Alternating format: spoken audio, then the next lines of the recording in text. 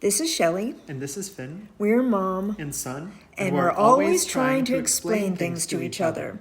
With this podcast, we're hoping that we never have to say again, how many times do I have to tell you?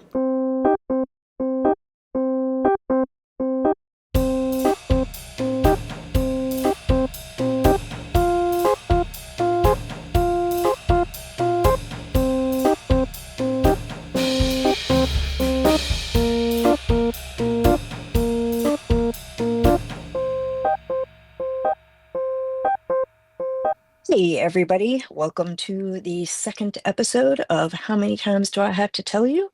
With Finn and Shelley, as you know from the intro.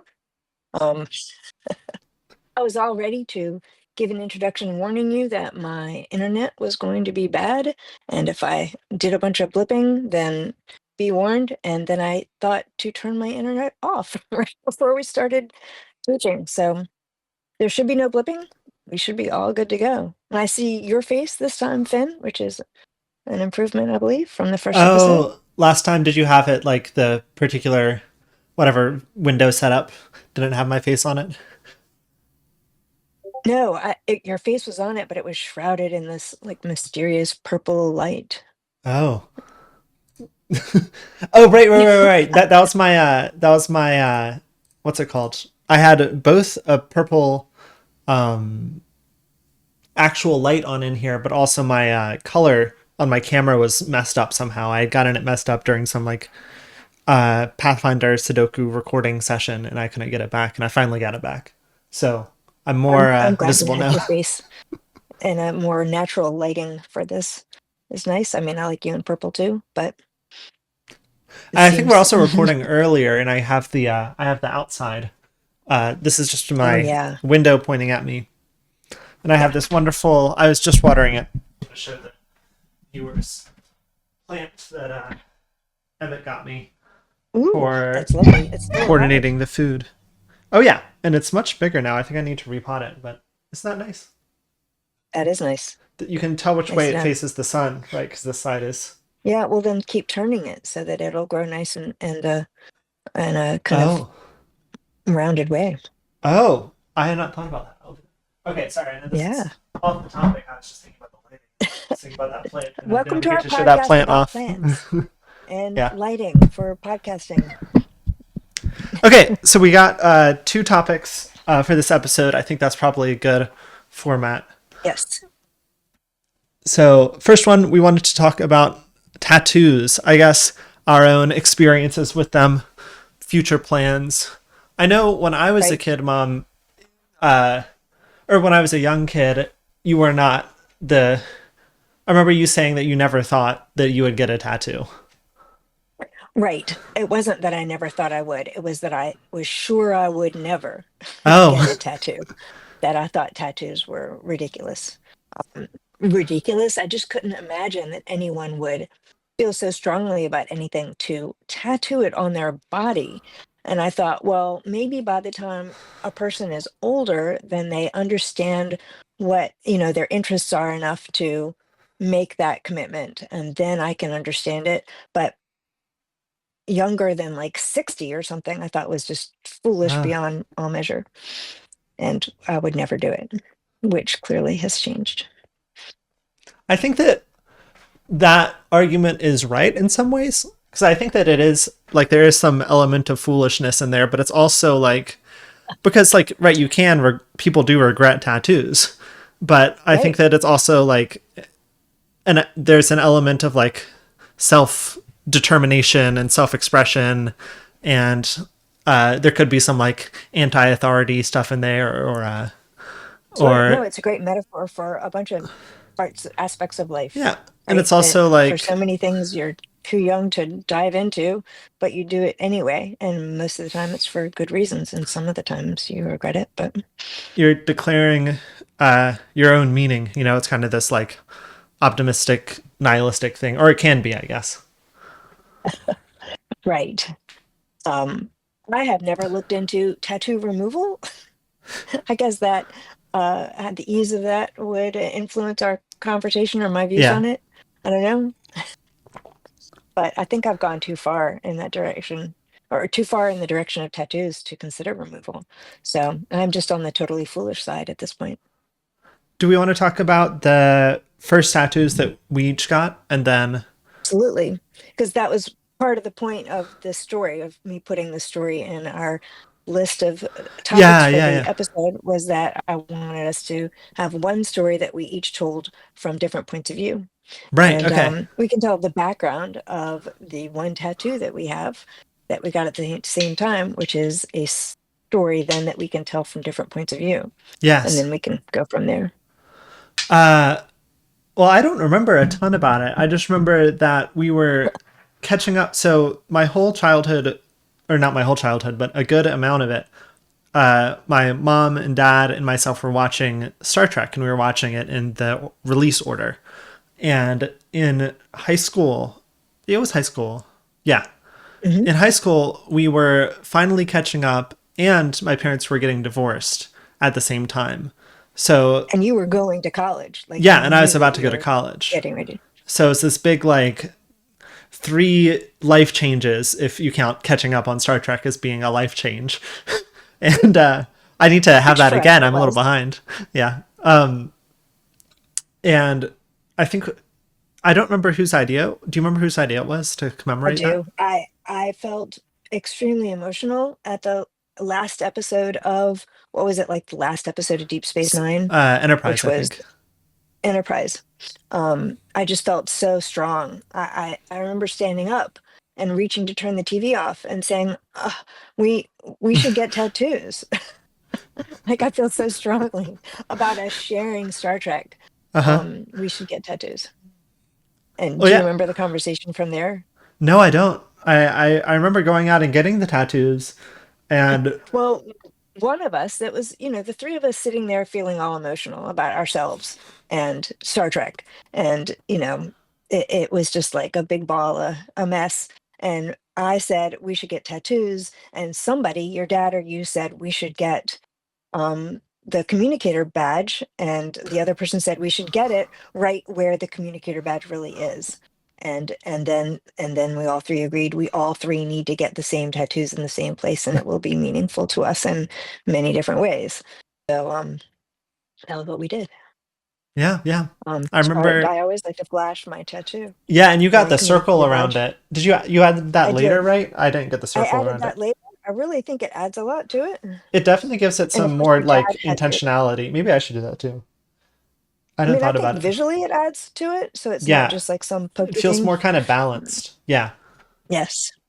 Um, but yeah, we all got that same one. I think it's to symbolize always being able to communicate with each other, and then also liking Star Trek, and also commemorating that time when we all watched all of Star Trek to that point.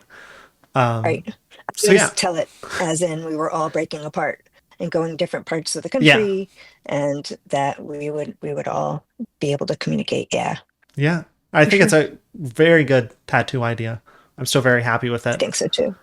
I mean, you were under 18, so we had to find a tattoo artist who would tattoo you, Yeah, since we were at the crux of three different states. We had to find which state allowed for underage tattooing, and yeah. that was done though. I remember how much it hurt. I think that I got it. I think that that area is a very sensitive area, and I remember it like hurting a lot more than I thought it would. Oh, sorry, I realized I'm moving these mic away. Um, but no, I don't regret it at all. I think that I squirmed a little bit, and I think I like. Well, I can't see it now, but I thought I had a Well, little bit of a jagged line somewhere, but I guess I didn't. I Or don't it's think our artist was amazingly perfect, but I guess none of them are. But I have a story about the painful part. oh yeah, go If on. you don't remember this, then I can't believe you don't.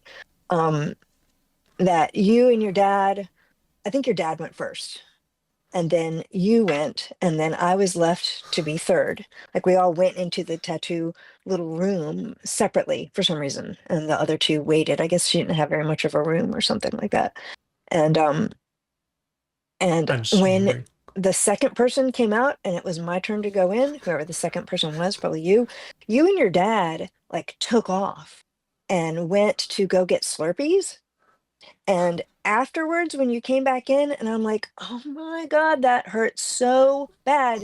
Your dad said, yes, that's why we left, so that we wouldn't, so that we could I talk didn't about how remember bad that. it hurt while you were having your tattoo, and it wouldn't freak you out, so that we wouldn't keep you from having a tattoo. And I'm like, oh, I don't like that at all. Like now it makes total sense, but at the time I was like mad that Uh-huh.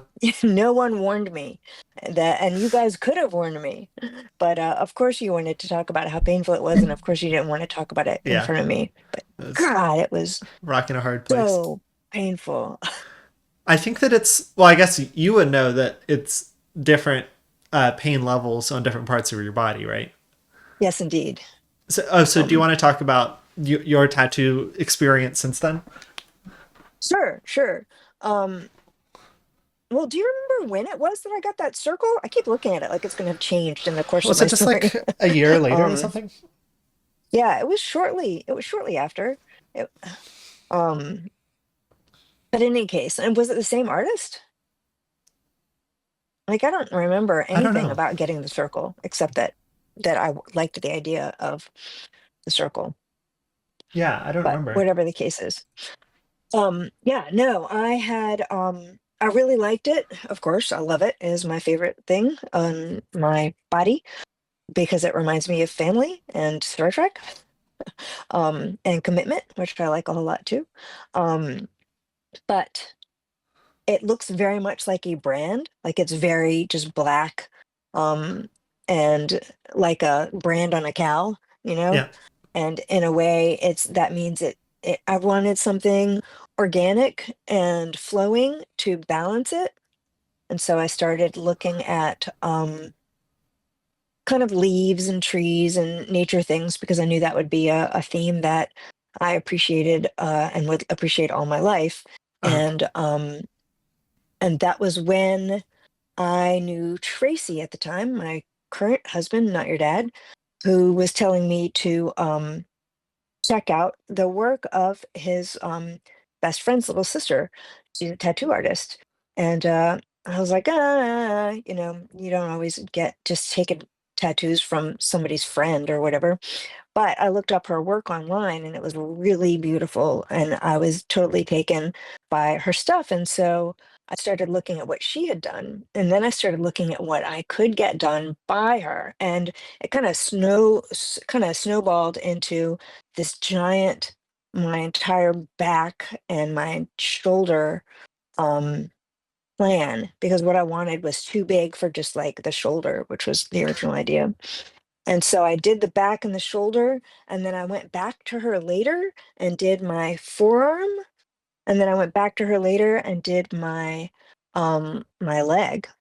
So I have from ankle to hand, I'm tattooed all on one side of me, which is kind of ridiculous because I've run out of space. Like I don't want to tattoo any more than that because it's really half of my body that can be seen. So I've run out of like negative space to tattoo on, and I have so many more ideas of what I want. So Well, why not just do the lesson other be half? learned. Well, because then I would have too much, I think. I don't want that much. I Okay. don't know. I feel balanced this way. I just have more ideas. Well, what do you think you're going to do then? Just have them be kind of. Well, I mean, so I've got this theme going, and I really like, do you Is know there. the way that someone responded once, and it really made me realize what I have going, which is from my feet to my hand, Yeah. a mural of nature from the bottom of the ocean floor to the top of a tree, because I've got the ocean stuff on the leg, and then my back is more starting at the floor of the forest. And then I've got forest stuff going up the back, and then I have a branch with birds going up the arm. So that's up into the sky. Um, so what I'd like to do is add what's on my leg that's oceany is just a bunch of squid, and I wouldn't mind adding a lot more some seaweed or behind the squid. Um, and I could always add more birds maybe. And I have our dog, our family dog on my arm. Oh, whatever. I just have lots of ideas of appropriately themed nature Yeah. items that I can add.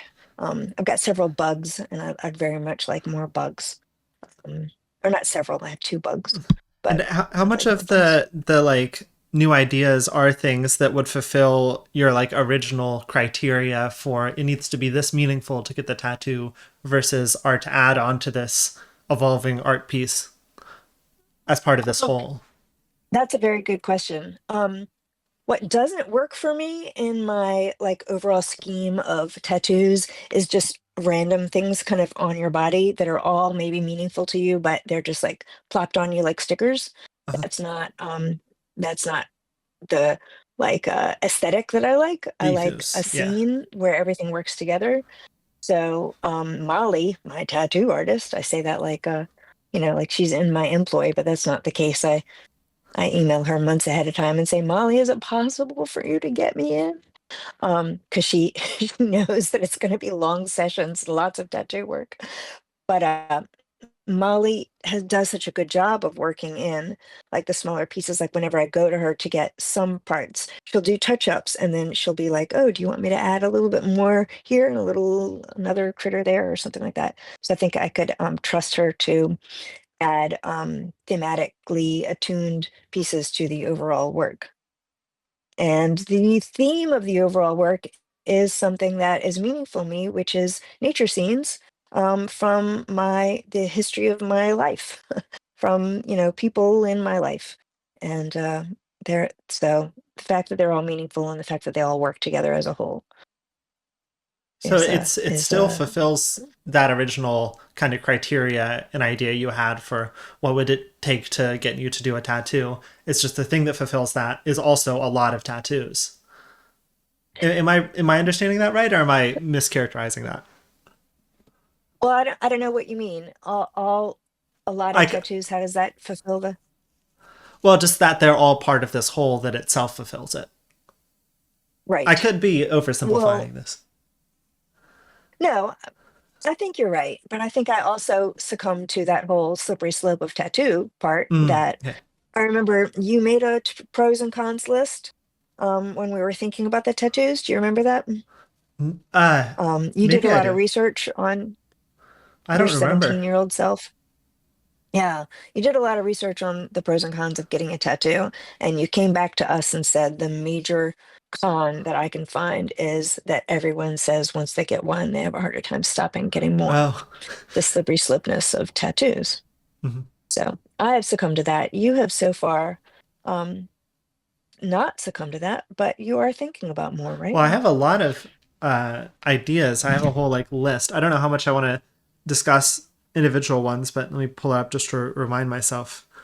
L- Um, Let me remind you yeah. that I was like 45 when I got my first one and began the slippery slope. So do not feel pressure from me.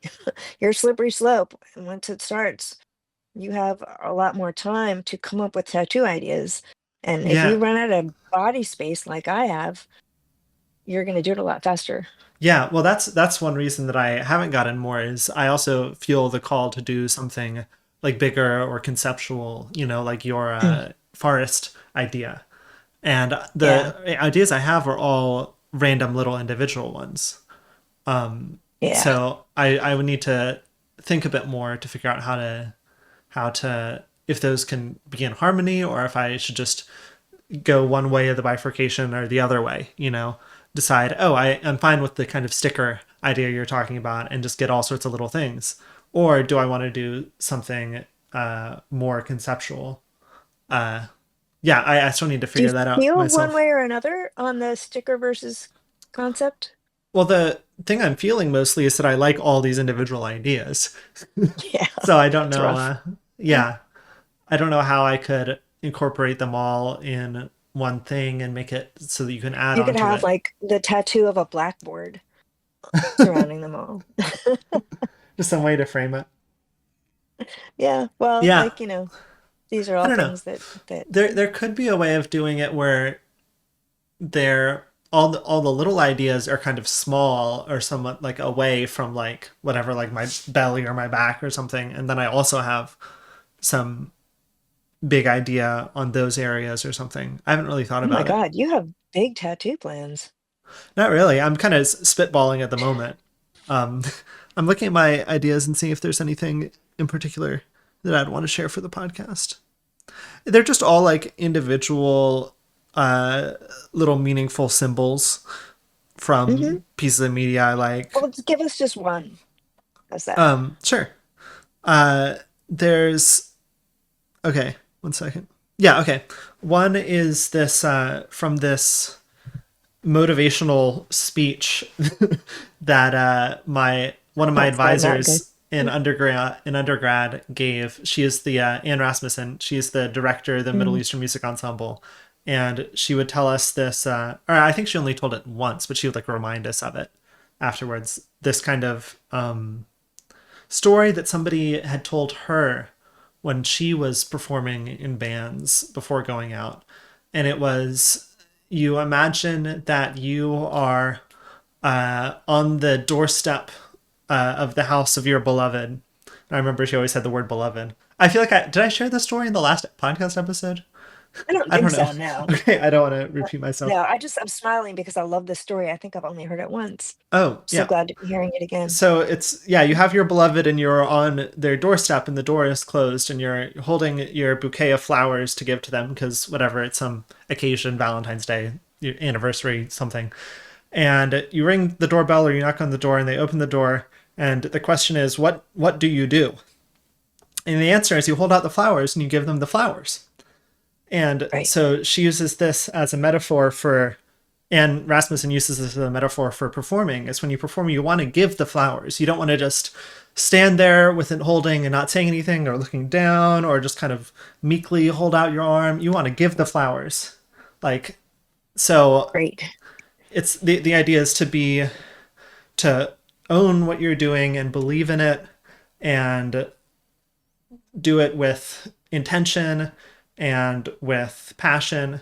And I think those are all good things as well in life, with the uh, pursuits that you go on. And so the tattoo idea is just like a hand giving the flowers, like it could be from Sure. the side with flowers. And I think that that could be nice as just some small thing, like this big, just No, little, but it's a I don't great know where it would idea, be. though. That's I gotta that's say, my I'm so strongest tattoo happy with idea. your history of your teachers. You've been so lucky in your teachers. Oh As a little yeah, side note. yeah, yeah. Then I have some other Uh, random ones that they decrease in good quality. Uh, yeah.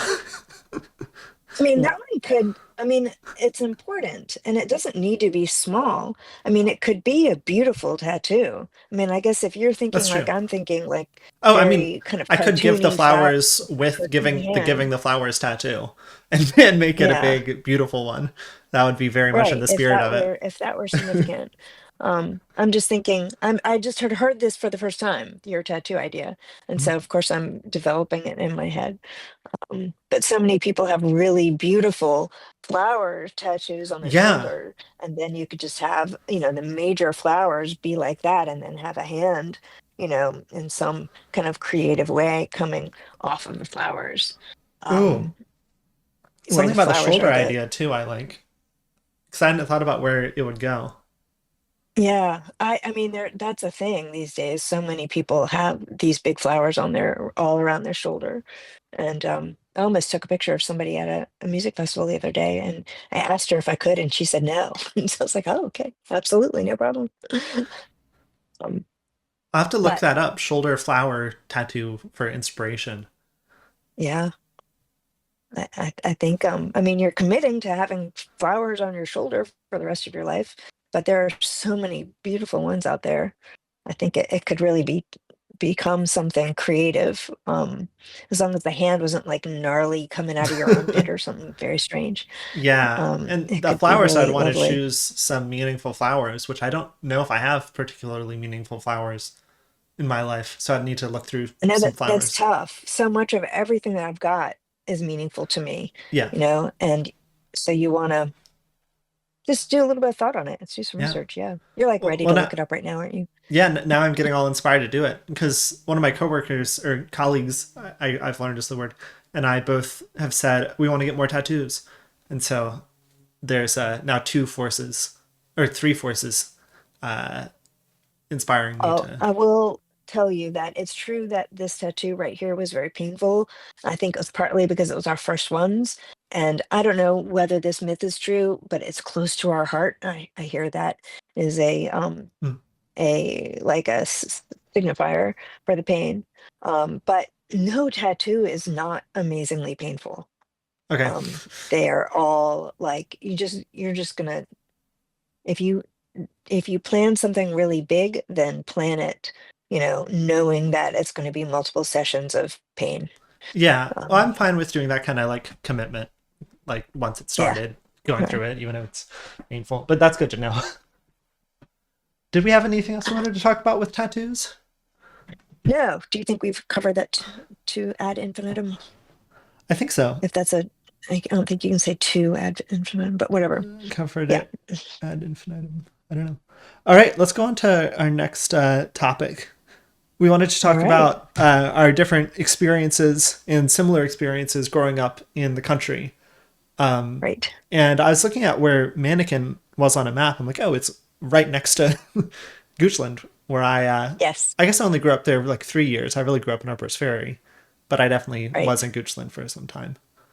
So we have this shared experience, which is me growing up in Goochland from two different perspectives, and we have the not shared experience, which is mom growing up in Mannequin.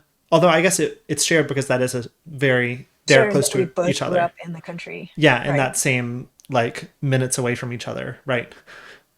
Right. Well, not from each other, but from the same place, because obviously the time is different. Uh, do we want to go chronological?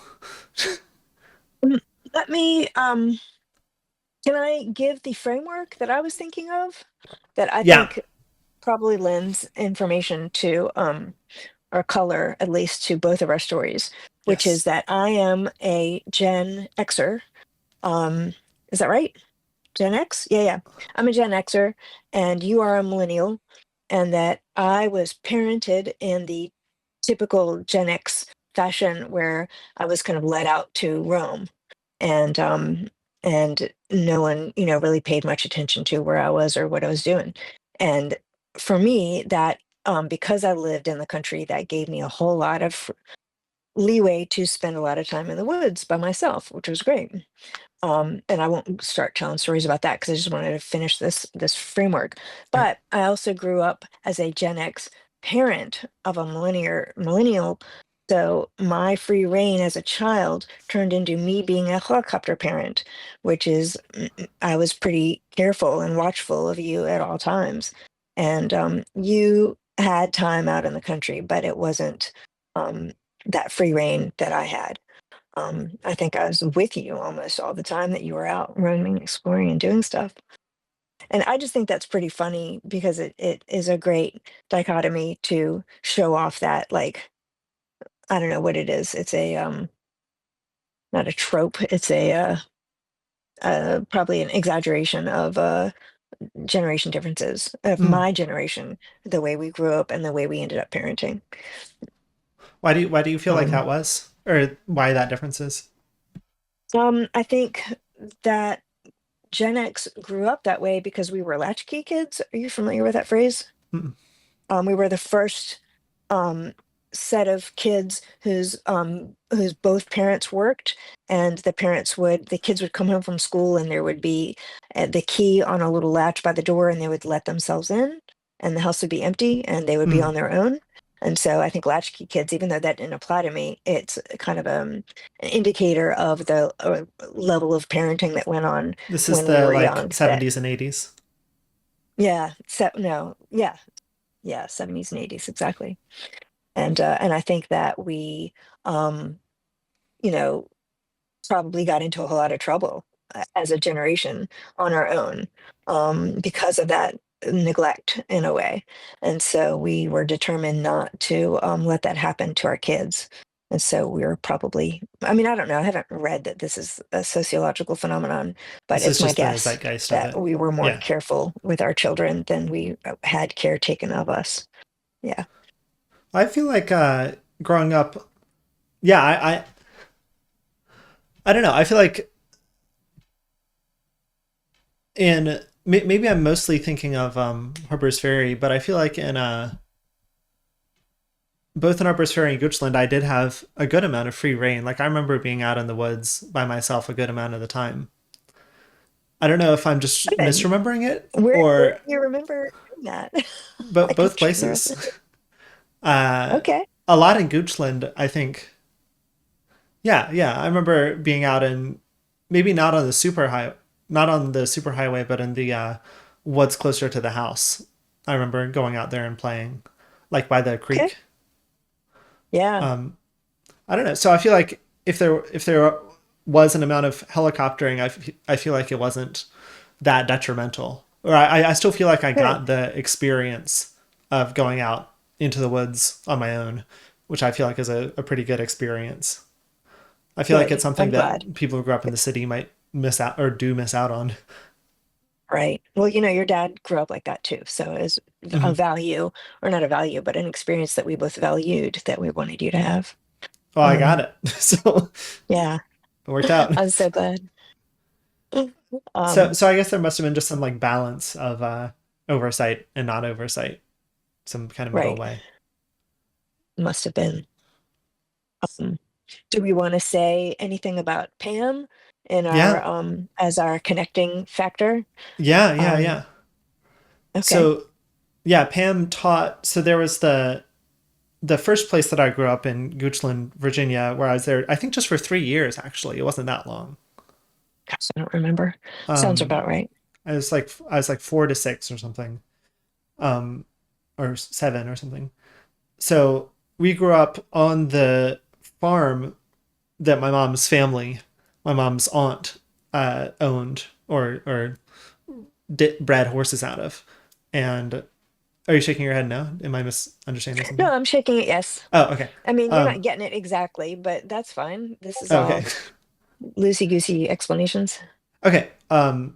And there was this. So we were on this house on the farm, and then we had our backyard, and then a fence, and then the farm, which big fields, and then another kind of division of this kind of small swamp, and then a huge amount of woods after that. So there are these kind of three, I guess 4 layers, because there was the actual backyard, which itself was fenced in. So yeah, backyard, which was like mowed and fenced, immediate backyard with which had some amount of woods but also some amount of open space, and then a fence, and then very big field with a creek and a lake and a good amount of woods, and then a little bit of a swamp, and then a huge amount of woods. So just a kind of fractal like structure of nature. A good variety. Yeah. But also on the farm, sorry, I just realized I'm still peaking. I'll fix the mic levels better for next episode, listeners. But was it every Monday or every Friday that Camp Cox would happen? I don't remember. But we had this like summer camp for the second cousins and cousins, or I guess just second cousins from my perspective, where we would on the same day we would learn how to horseback ride and learn how to swim. I think in that order. And Pam Otley was the one who taught us how to horseback ride. And I think she also taught you, right, Mom? And swim. Oh, Right. yeah, yeah. I forgot that she was also the swimming teacher. So Pam taught all of the moms of the children and one of the dads of the children who all were your age. So she taught the parents of all the kids in Camp Cots. She taught them riding and swimming. So it's kind of just an iteration of all of us Yeah, growing up with Pam. And then we had children, and Pam just kind of condensed it all into one afternoon of grabbing all the children at once. Guess you want to call them the children of the children. yeah. And then we would, the children, Pam's original students would make dinner for everybody while the children of the children were Oh, getting their lessons. And then we would all eat together in a big group. It was really delightful in every way. Do you remember how except for long you it with your was? allergies. How long the days were? Oh yeah, because I was allergic to cats and horses. Yeah. Yeah. I don't know. I guess it would start at like, 2 or something, and we'd all eat at 6 or something. I can't remember. Or maybe it started at 3 So and we would eat at 5. I don't okay, so remember the it was only a details. few hours, and it was only one day a Yeah. week. Okay. Yeah. Yeah, so it wasn't like majorly intensive, but I did learn how to horseback ride. I learned how to swim.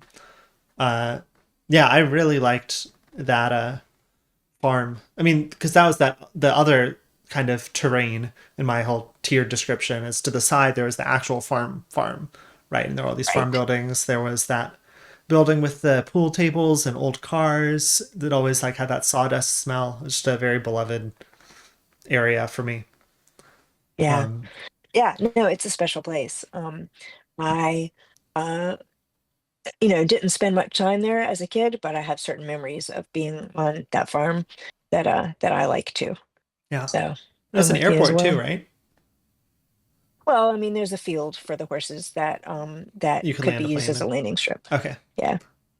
But my first pony got delivered to me there, where Flicka lived on the farm for a little while Dad was building the barn and the pasture where I grew up Hmm. in Mannequin. So I remember going to see my pony. It was very exciting. I Do was you a want little to talk kid, about like you were a little kid. any more about growing up in Mannequin? Um, I had a lot of free time, and I don't remember really any of the like details like you do, like how old I was or what the deal was. But I remember spending a lot of time by myself in the woods, and just kind of wandering around. And I did Yeah. things like, there was a creek at the foot of our driveway, and I found a crayfish that I would go and visit every day and decided it was my pet. And I made a little house for the crayfish out of rocks and insisted that it live in a little rock house for a while. There were, a lot of pine trees that had blown down in the woods. It was woods behind the house that was untouched for a long Mm. time. And so I would, pick up the branches and move them around and build kind of a house out there. I guess I was very much into playing house, and but it would be like like my dad was a home builder, so I would go visit his houses, and they would be the basis for a house. It'd be here is going to be the living room, and there would be kind of a Yeah. square made out of wood, and here's going to be whatever. And so I would do that out in the woods.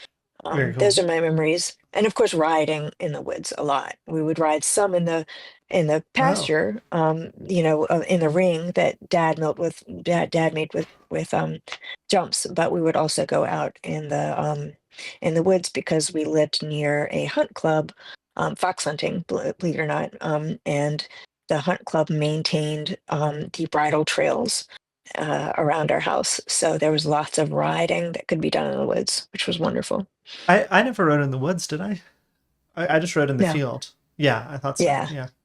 it's a whole different wonderful experience I've ridden when in the once you woods kind of once or twice in my life, but like as an adult, like yeah, like I think like Anna or something, we did some horseback riding one year or something. right. Um, no, I like that. I like maybe I'll do that more in the future somehow. I don't know what Yeah. opportunity I'd have, but Well, maybe. if you have a chance to go on a trail ride with friends, with horses, everyone chips in to, buy a couple of hours of a trail ride somewhere. Yeah. That's fun. Oh, cool. Um, what was I just thinking? I don't know.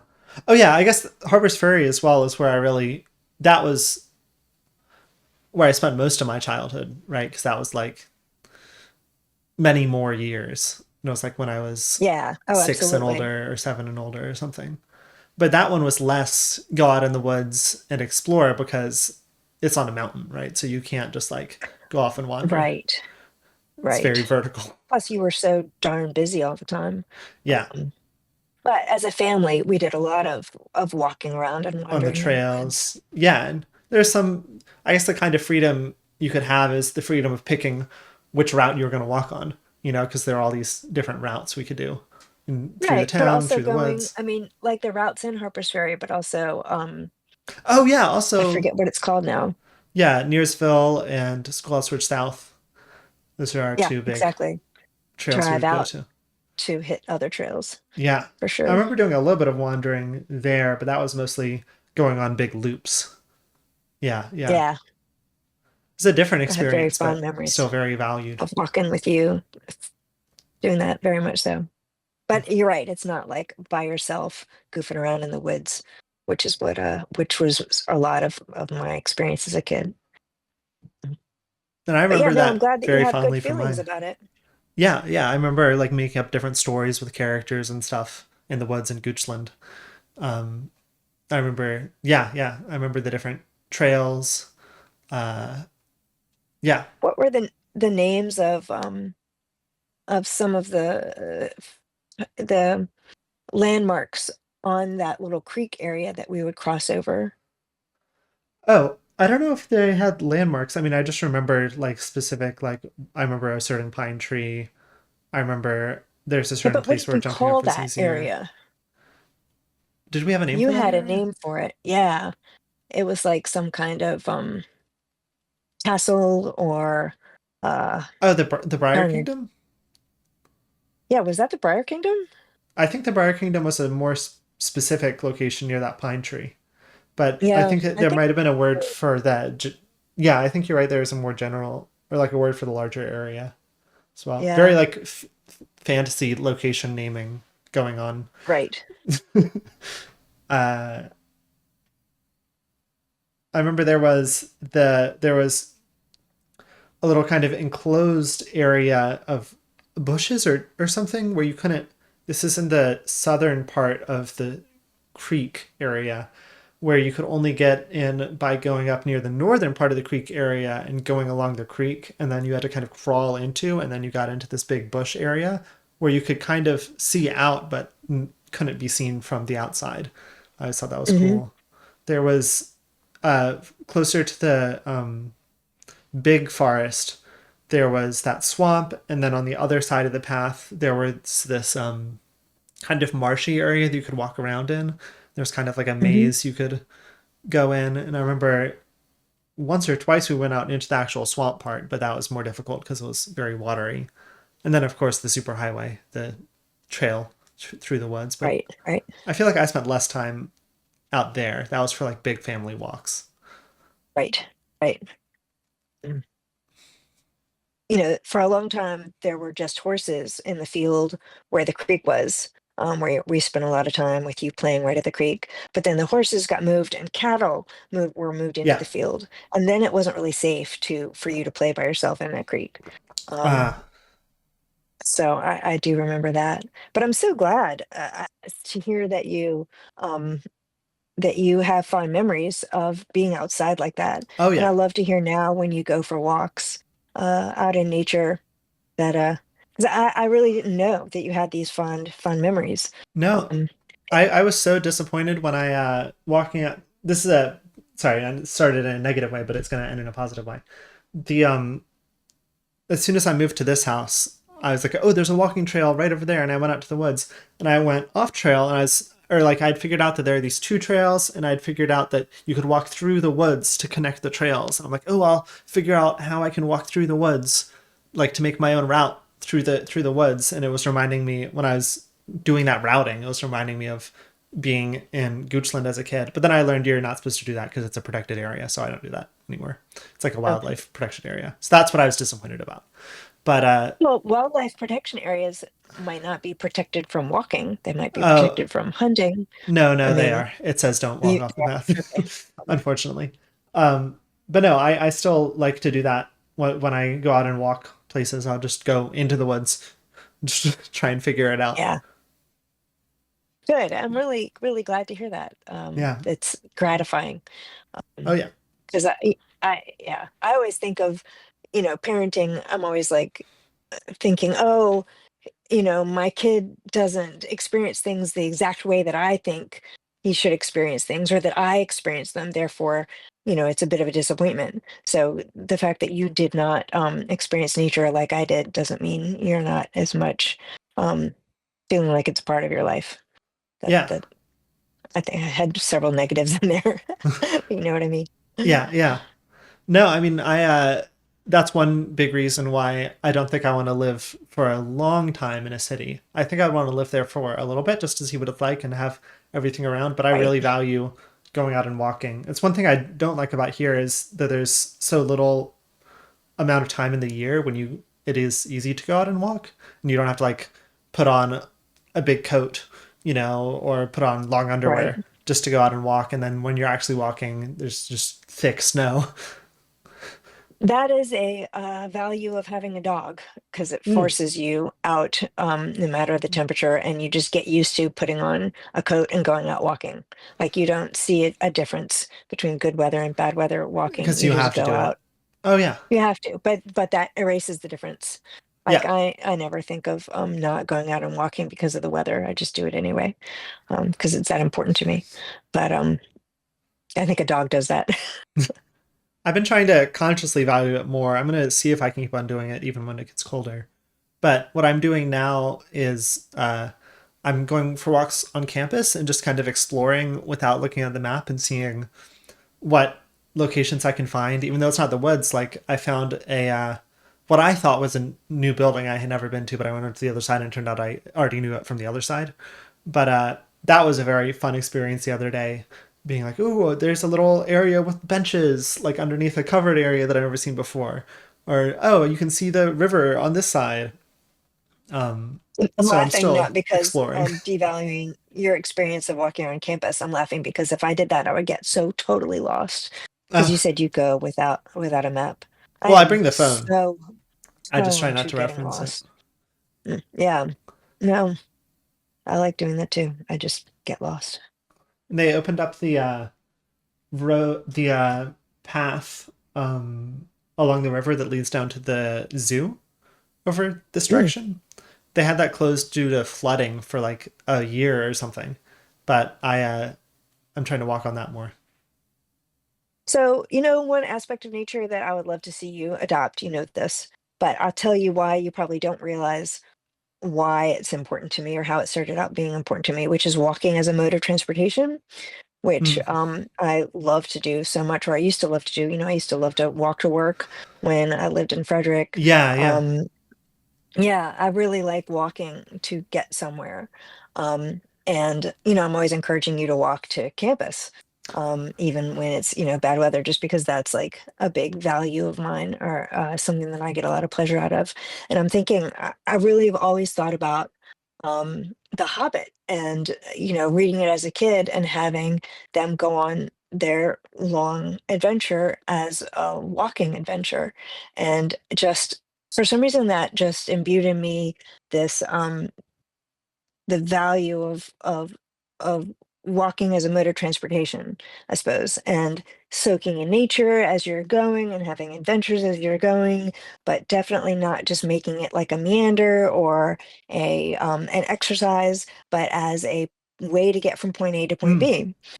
And I realize I probably never told you that is kind of the cornerstone to my love of walking as a as transportation.